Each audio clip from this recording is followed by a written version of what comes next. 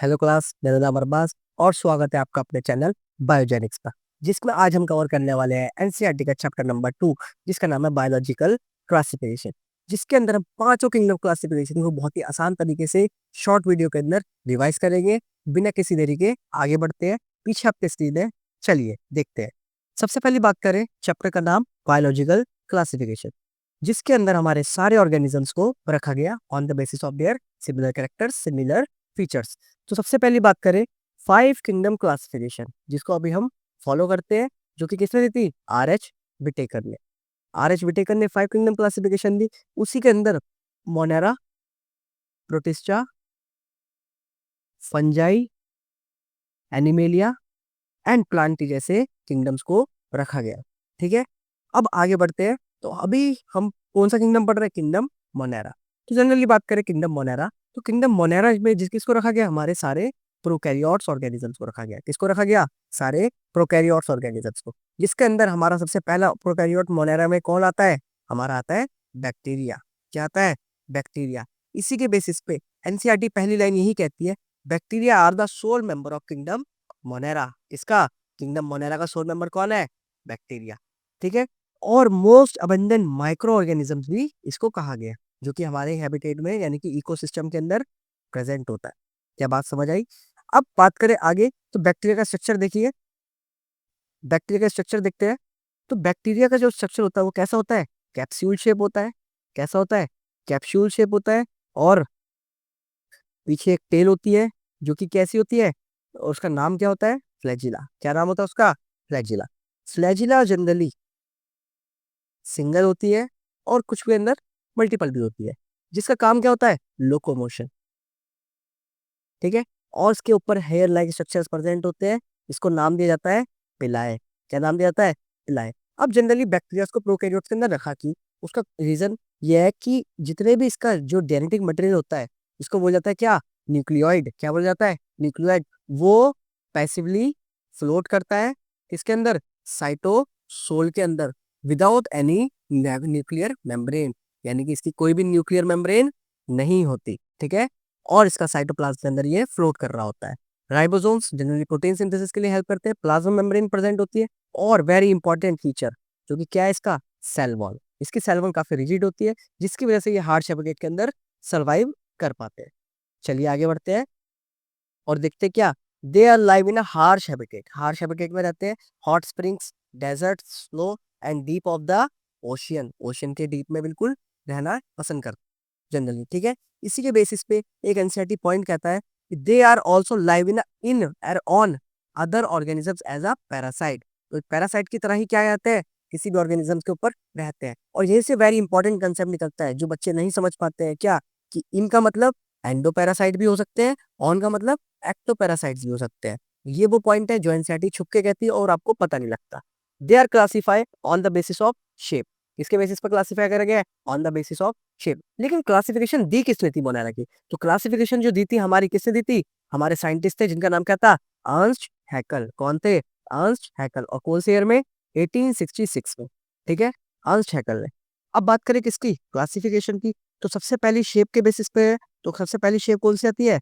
कोकस। कौन सी शेप आती है? कोकस, जो कि स्फेरिकल शेप होती है, जिसको नाम दिया गया है क्या? कोकस। तो देखते हैं, ये रही कोकस। ओके, सिंगुलर इसको बोला जाता है कोकाई। ठीक है, बात करें स्पाइरिलियम की। स्पाइरिलियम की बात करें, तो स्पाइरिलियम के अंदर जनरली स्पाइरल शेप्ड होते हैं, जिनके ऊपर फ्लैजिला का भी प्रेजेंट होते हैं। अब फ्लैजिला जनरली हेल्प किसमें करते हैं? लोकोमोशन में। ओके, नेक्स्ट आता है हमारा विब्रियो, जो कि कैसे होता है? कॉमा शेप्ड होते हैं। कैसे होते हैं? कॉमा शेप्ड होते हैं। ये बात आपको ध्यान रखना है, एनसीईआरटी में लिखा हुआ है एग्जैक्ट। बात करें नेक्स्ट कौन से आते हैं? बेसिलाई, जो कि स्पून शेप को होते हैं। कैसे होते हैं? Spoon shape. कैसे होते हैं? स्पून शेप, जिसके अंदर किसका मिडल पोर्शन को क्या कहा जाता है? स्पोर। क्या कहा जाता है? स्पोर। और ये नीट में बहुत बार क्वेश्चन पूछा गया है, इसको क्या बोलते हैं जनरली? स्पोर बोलते हैं। ठीक है, पढ़ते हैं नेक्स्ट की तरफ। तो कॉम्प्लेक्सिटी की बात करें बैक्टीरिया की, तो बैक्टीरिया आर वेरी सिंपल किसमें? दिखने में, लेकिन कॉम्प्लेक्स क्या होता है उनका? बिहेवियर। तो they are very simple in structure and complex in behaviour. क्या शो करते हैं ये? कॉम्प्लेक्स बिहेवियर शो करते हैं।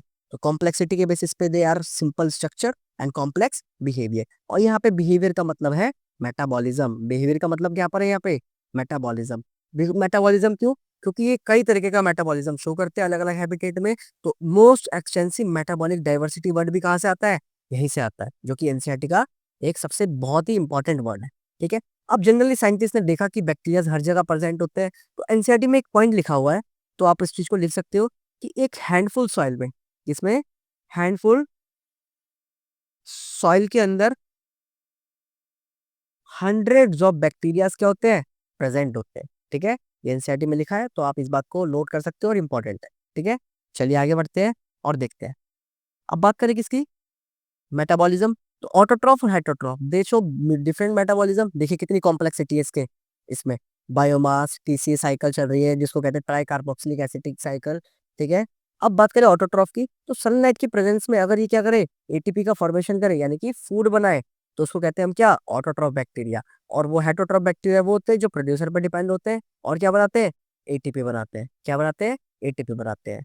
Autotroph bacteria the organism prepare their own food in presence of sunlight. किसकी प्रेजेंस में? सनलाइट की प्रेजेंस में। और हमारे बैक्टीरिया ऑटोट्रॉफ को कितने पार्ट्स में डिवाइड करेंगे? दो पार्ट्स में। पहला फोटो ऑटोट्रॉफ, दूसरा chemo autotroph. Photo autotroph ADP, adenosine diphosphate plus inorganic phosphate के साथ मिलकर क्या बनाते हैं? तीन फॉस्फेट आयन बनाते हैं, इसको कहते हैं हम एडिनोसिन ट्राइफॉस्फेट। तो दो फॉस्फेट प्लस एक और फॉस्फेट मिलकर क्या बनाए? तीन फॉस्फेट, जिसको कहा जाता है ट्राइफॉस्फेट। तो रटना नहीं है बिल्कुल भी, एनसीईआरटी के थ्रू क्लियर सारी बातों को करते हुए चलेंगे। बात करें आगे की, तो कीमोसिंथेटिक, जो कि एडीपी इनऑर्गेनिक फॉस्फेट केमिकल्स के साथ मिलकर क्या बनाते हैं? Adenosine triphosphate. The majority of bacterias are vast heterotrophic. The vast majority of bacterias क्या है हमारे? हेट्रोट्रॉफ। तभी कहा जाता है कि not all bacterias are harmful. जितने बैक्टीरिया होते हैं उसमें सारे ही क्या नहीं होते? हार्मफुल नहीं होते, क्योंकि एक हैंडफुल सॉइल में हंड्रेड्स ऑफ बैक्टीरिया प्रेजेंट होते हैं। अगर सारे हार्मफुल होते तो बहुत ज्यादा नुकसान होता, शायद ह्यूमन लाइफ एग्जिस्ट ही नहीं करती। तो मैंने को जनरली क्लासिफाई करा सिक्स किंगडम क्लासिफिकेशन के अंदर। हमारे एक साइंटिस्ट थे जिन्होंने सिक्स किंगडम क्लासिफिकेशन दी, जिनका नाम क्या था? जिनका नाम क्या था? Carl Woese. क्या नाम था जिनका? Carl Woese. जिन्होंने यू बैक्टीरिया और आर की बैक्टीरिया में मोनेरो को डिवाइड कर दिया। क्या कर दिया? मोनेरो को डिवाइड कर दिया। और इसी यहीं से निकली हमारी कौन सी? Six kingdom classification. क्या बात समझ आई आपको? ठीक है। जिसके अंदर हम पढ़ेंगे आर्की बैक्टीरिया, यू बैक्टीरिया। चलिए आगे चलते हैं। Archaebacteria they are also primitive bacteria. इनको क्या कहा जाता है? प्रिमिटिव बैक्टीरिया कहा जाता है। प्रिमिटिव का मतलब ओल्डेस्ट बैक्टीरिया, मतलब हमारे एंशियंट बैक्टीरिया। कौन से बैक्टीरिया? Ancient bacteria. अब ऐसा क्यों? बिकॉज एंशियंट बैक्टीरिया इनको इसलिए कहा जाता है क्योंकि जब हमारा अर्थ बन रही थी तो सबसे ज्यादा जो सर्वाइव कर पाए, सर्वाइवल रेट जो था किसका था? आर्की बैक्टीरिया का था। और वो क्यों था? उसके पीछे सबसे मेन रीजन क्या है? उसकी सेल वॉल। क्या है उसका मेन रीजन? Cell wall. इसकी जो सेल वॉल होती है सबसे ज्यादा रफ एंड टफ होती है, जो कि दो चीजों की मिलकर बनी होती है। इसको मैंने नाम दिया है पीपी। अब पीपी का मतलब क्या है? पीपी का मतलब है polysaccharide and polysaccharide and protein. क्या नाम है? Polysaccharide and protein. अब पॉलीसैकेराइड और प्रोटीन जब कंबाइनली फंक्शन करते हैं तो इनको नाम दिया गया ग्लाइकोप्रोटीन। क्या नाम दिया गया? ग्लाइकोप्रोटीन। और ये रहा हमारा बैक्टीरिया का स्ट्रक्चर। अभी बताऊंगा कौन सा बैक्टीरिया का है। तो they can survive in a most hard habitat. तो उसका रीजन क्या है? इसका रीजन क्या है? Only of cell wall. ठीक है। अब बैक्टीरिया जनरली डिफाइन करे गए हैं तीन पार्ट्स के अंदर, थर्मोएसिडोफाइल्स, मेथेनोजेंस एंड हेलोफाइल्स। अब बात करें थर्मोएसिडोफाइल्स, जो भी बैक्टीरियाज हाई टेम्परेचर के अंदर, हाई टेम्परेचर के अंदर सर्वाइव कर सकते हैं, उनको कहा जाता है थर्मोएसिडोफाइल्स। जो बैक्टीरिया हाई सलाइन मतलब सॉल्टी एरिया के अंदर, मतलब सॉल्टी एरिया के अंदर सर्वाइव कर सकते हैं, उनको कहा गया है हेलोफाइल्स। और जो बैक्टीरिया बैक्टीरिया मिथेनोजन से मतलब ही समझ आ रहा है, CH4 प्लस बैक्टीरिया जो रिलीज करवाते हैं, फॉर्मेशन करवाते हैं, उनको क्या कहा जाता है? मिथेनोजेंस। ठीक है। तो मिथेनोजेंस जनरली होते कहाँ पर है? Methanogens are only present in the gut of several ruminant. Ruminant का मतलब, रूमिनेंट का मतलब होता है फोर स्टमक काउ, जिसके पास फोर स्टमक यानी कि स्टमक होता है फॉर डाइजेशन। ठीक है। तो ये दे रखा है आपको, देखो रूमिनेंट। इनने काउ ने क्या करा? सारा खाया एंड देन स्टोर, देन वापस ये लाती है किसके लिए? जुगाली के लिए, ताकि क्या कर सके? जुगाली कर सके। ठीक है। सेल्यूलोज वगैरह को डाइजेस्ट कर सके एंड देन बॉडी को अंदर डाइजेस्ट करती है, जिसके थ्रू क्या होता है? खाना डाइजेस्ट होता है। ठीक है। फिर यहीं से फॉर्मेशन होता है हमारा किसका? मिथेनोजन बैक्टीरियाज का। किसका? मिथेनोजन बैक्टीरियाज का, जिसको एक तरीके से बायोगैस में भी हम इस्तेमाल करते हैं। किस में इस्तेमाल करते हैं? बायोगैस में, जो बायोगैस एक नेचर की होती है। बात करें यू बैक्टीरिया की, जो सेकंड फॉर्म है मोनेरा की, तो यू बैक्टीरिया जनरली इसको कहा जाता है ट्रू बैक्टीरिया। क्यों कहा जाता है? Because they are characterize on the basis of their cell wall. किसके बेसिस पे कैरेक्टराइज है? सेल वॉल के बेसिस पे। अब बात करें note, flagella may be present and flagella may be present, ये बात क्यों लिखी हुई है यहाँ पे मैंने? वो इसलिए लिखी हुई है क्योंकि यहाँ पर एनसीईआरटी कहती है कि फ्लैजिला उसके पास मे भी प्रेजेंट हो सकता है, ऐसा श्योरिटी नहीं है कि उसके पास हो गई। तो यहाँ पे एनसीईआरटी ने बोल रखा है मे भी प्रेजेंट। यही मे जो है वो नीट में अच्छे अच्छे क्वेश्चंस को कंफ्यूज कर देता है। ठीक है, अब बात करें यू बैक्टीरिया की, तो उसके अंदर हमारा कौन आता है? साइनोबैक्टीरिया आता है। साइनोबैक्टीरिया को जनरली ब्लू ग्रीन एल्गी कहा जाता है। ऐसा क्यों? क्योंकि इसके पास क्या प्रेजेंट होता है? क्लोरोफिल ए पिगमेंट प्रेजेंट होता है, जिसकी वजह से इसको क्या बोला जाता है?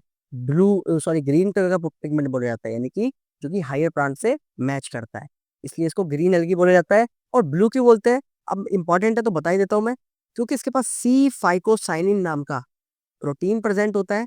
सी फाइकोसाइनिन नाम का क्या होता है? फाइको साइन, एक सेकेंड, सी फाइकोसाइनिन, क्या नाम है उसका? सी फाइकोसाइनिन नाम का एक पिगमेंट प्रेजेंट होता है, जो कि इसको ब्लूइश अपीयरेंस में हेल्प करता है। ठीक है, इसी वजह से इसको ब्लू ग्रीन एल्गी बोला जाता है। अब साइनोबैक्टीरिया की बात करें, जनरली वो यूनिसेलुलर होती है, कॉलोनियल होती है, फिलामेंटस होती है।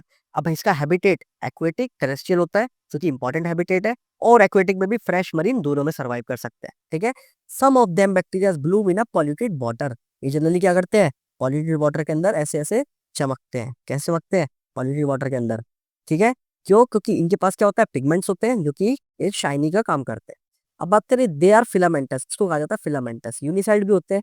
अब इसके ऊपर एक कोटिंग होती है, जिलेटेनियस कोटिंग, जो कि क्या प्रोवाइड करती है? इसको स्मूथनेस प्रोवाइड कराती है। क्या प्रोवाइड करती है? स्मूथनेस। अब जनरली बात करें, इसके अंदर एक लेयर होती है जिसको कहा जाता है हेट्रोसिस्ट, एक कवरिंग होती है, जो कि किसको प्रोटेक्ट करके रखता है? हमारा नाइट्रोजिनेज एंजाइम को। किसको? नाइट्रोजिनेज एंजाइम को। अभी नाइट्रोजिनेज एंजाइम का काम क्या है? Nitrogen fixation. क्या करना? Nitrogen fixation. साइनोबैक्टीरिया फेमस ही है किसके लिए? नाइट्रोजन फिक्सेशन के लिए। ठीक है, तो ये रहा। इसके एग्जांपल्स की बात करें तो ऑस्लिटोरिया, नोस्टॉक, एनावेना। ऑस्लिटोरिया 12th क्लास की एनसीईआरटी में इकोसिस्टम के बाद पास दे रखा है। इसके अंदर ऑस्लिटोरिया का भी फंक्शन इंपॉर्टेंट बता रखा है। तो ये भी एक साइनोबैक्टीरिया का टाइप है। तो बात करें किसकी? ये रहा। इसके अंदर हेट्रोसिस के अंदर कौन ट्रैप है? नाइट्रोजिनेज। और ये क्यों ट्रैप है? ताकि ये नाइट्रोजन फिक्सेशन कर सके। लेकिन इसको बचा कौन रहा है? हेट्रोसिस। किससे? ऑक्सीडेशन होने से। इससे ऑक्सीडेशन होने से। ठीक है, heterosis prevent from the oxidation of nitrogenase enzyme. ठीक है, आगे बढ़ते हैं और आगे देखते हैं क्या बढ़ रहा है। फिक्सेशन ऑफ लेग्यूम्स, यानी कि फ्रैंकिया और राइजोबियम, ये एनसीईआरटी में लिखा हुआ है तो इंपॉर्टेंट है। Chemosynthetic bacteria and phototrophic bacteria. तो कीमोसिंथेटिक बैक्टीरिया जनरली क्या होते हैं? यू बैक्टीरिया यानी कि साइनोबैक्टीरिया, जो कि क्या करते हैं? ऑक्सीडाइज करते हैं inorganic phosphate like nitrate, nitride and ammonia, इनको। और ये एनसीईआरटी में इंपॉर्टेंट है तो मार्क कर लेना। ठीक है, they play a great role in the recycling. Recycling में बहुत इंपॉर्टेंट रोल होता है इनका, जैसे कि nitrogen cycle, phosphorus cycle, iron cycle and sulphur cycle. Heterocyst, heterotrophic bacteria जो होते हैं, most abundant bacteria in ecosystem, जो बता दिया पहले। The majority of bacteria are decomposers. Generally क्या करते हैं? डिकम्पोजिशन में हेल्प करते हैं। ठीक है, अब बात करें डिकम्पोजिशन में हेल्प करते हैं, तो मेकिंग कर्ड, मिल्क से क्या करते हैं? ये कर्ड करने में हेल्प करते हैं। और कैसे? By the help of lactobacillus bacteria. क्या कहते हैं इसको हम? Lactobacillus bacteria. अब लैक्टोबैसिलस बैक्टीरिया बहुत इंपॉर्टेंट होता है, जो कि क्या करता है? मिल्क को कर्ड में कन्वर्ट में हेल्प करता है। प्रोडक्शन ऑफ एंटीबॉडीज में भी, एंटीबायोटिक्स में भी क्या होता है? ये इंपॉर्टेंट रोल निभाता है। ठीक है, अब डिजीजेस जो कॉज होती है किससे? हमारे बैक्टीरिया से। सबसे पहली कॉलेरा। कौन सी? कॉलेरा, टाइफाइड, टेटनस, और कौन सी डिजीज है? नमूनिया एंड सिट्रस कैंकर। अब बात करें सिट्रस कैंकर, तो सिट्रस कैंकर इंपॉर्टेंट डिजीज है, जो कि मैं थोड़ा सा एडवांस में बता देता हूँ आपको कि किससे होती है? ज़ैंथोमोनास सिट्राई नाम के बैक्टीरिया से होता है। ठीक है, नमूनिया किससे होता है? स्ट्रेप्टोकोकस न्यूमोनिया से होता है। ठीक है, टेटनस भी होता है। एंड टाइफाइड किससे होता है? सैल्मोनेला टाइफी से होता है। ये बात भी आपको ध्यान रखना है। ठीक है, कोलेरा विब्रियो कोलेरा से होता है। किससे होता है ये? Vibrio cholerae. ठीक है, ये बात ध्यान रखना। बात करें रिप्रोडक्शन की, तो जो जनरली रिप्रोडक्शन होता है इनके अंदर कैसा होता है?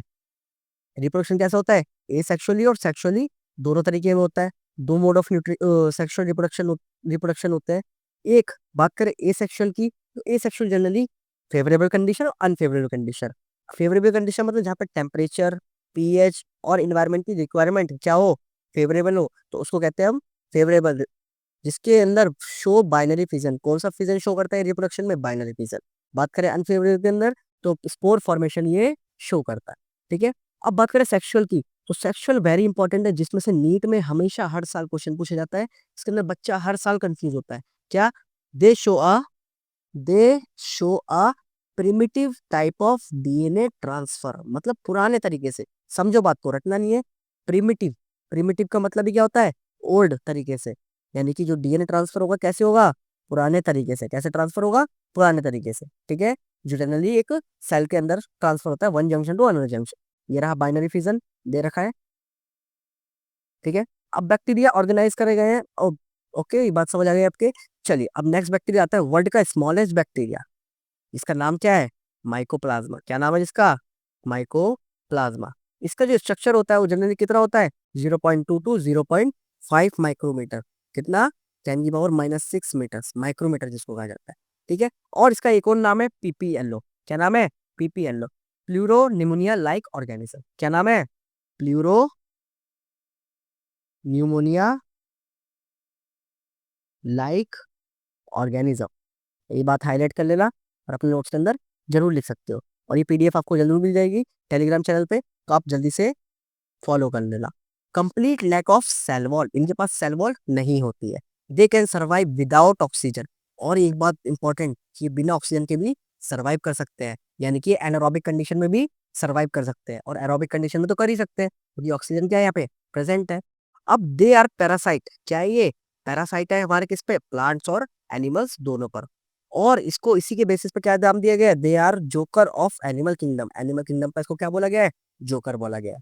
ठीक है, बात करें किसकी? Facultative and obligate. अभी फैकल्टेटिव का मतलब क्या होता है? जो ऑर्गेनिज्म कहता है कि मैं इस पर स्टिक हूँ और मैं किसी और पर भी स्टिक हो सकता हूँ, मतलब डिपेंड है किसी ऑर्गेनिक किसी पॉइंट पर, लेकिन वो नहीं भी मिलेगा तो भी काम चला सकता है, उसको कहते हैं हम फैकल्टेटिव। जिसके पास ऑप्शन होते हैं उसको कह सकते हैं ऑप्शनली, जो काफी ऑप्शनली होता है। ऑब्लिगेट जो कहता है नहीं, अगर मुझे ये मिलेगा तभी मैं सर्वाइव करूंगा, अगर नहीं मिला तो मैं डाई हो जाऊंगा, यानी कि डेड हो जाऊंगा। बात समझ आ गई? इसी के बेसिस पे हमारा फैकल्टेटिव एंड ऑब्लिगेट दिया गया है। जनरली जो हमारे बैक्टीरिया माइकोप्लाज्मा होता है वो बिना ऑक्सीजन के भी सर्वाइव कर सकता है, तो उसको क्या कहेंगे हम? फैकल्टेटिव। क्या कहेंगे? फैकल्टेटिव। और क्या कहेंगे? Facultative anaerobe. क्या कहेंगे? फैकल्टेटिव एनारोब, जिसका मतलब क्या है कि ये बिना ऑक्सीजन के भी रह सकता है। ये माइक्रोप्लाज्मा का स्ट्रक्चर है। इसका कॉमन नेम क्या है? पीपीएलओ। जिसका स्ट्रक्चर कितना, जिसका शेप कितनी होती है? 0.2 टू 0.5 माइक्रोमीटर। ये कुछ इंपॉर्टेंट पॉइंट है, और ये मोलेरा की सारी एनसीईआरटी कवर पॉइंट्स है। इसके अंदर हमने पूरी एनसीईआरटी के एक एक पॉइंट को कवर करा है और सारे टॉपिक्स को अच्छे से देखा है। तो आप जरूर इस वीडियो को अच्छे से देखना, और आगे नेक्स्ट वीडियो हमारी आएगी किस पर? प्रोटिस्टा पर, जिसके अंदर हम कवर करेंगे प्रोटिस्टा को अच्छे से, और एक एक लाइन एनसीईआरटी की स्क्रूटिनाइज करेंगे। तो इसके अंदर भी पूरी एनसीईआरटी दी गई है, और एक एक वीडियो को आप रिवाइज करना, एक एक वीडियोस को देखना, जिसकी वजह से आप अच्छे मार्क्स स्कोर पकड़ पाओ। ठीक है, तो जब तक के लिए आप इस वीडियो को लाइक, सब्सक्राइब, शेयर